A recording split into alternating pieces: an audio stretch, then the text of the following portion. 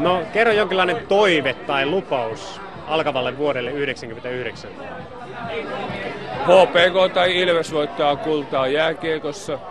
Janne, mä syykkäsin Mäkimiehen silloin aikoinaan pari vuotta. Janne hoitaa homman ja sitten niin kuin nämä kumpare moguls. Ainoa, että mua vähän käy sääliksi Esko Aho, kun mä kuulinkin, että kun mä olin vähän inhonnut Esko Ahoa, sen takia, että se ei kunnioittanut mua, kun mä olin psyykannut 4-5 vuotta näitä moguls, eli freestyle-tyyppejä, niin mä kuulinkin, että se ei ollut edes tiennyt sitä.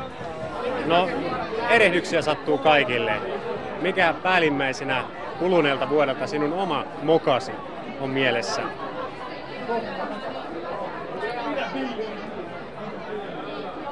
Mokaatko koskaan? Mä luotan synchronicity, niin kuin poliisälpeillä tai kohtaloon ja johdatukseen, että kaikki on mulle koulutukseksi. Voi olla, että tämä haastattelu on elämäni moka. No asiasta toiseen.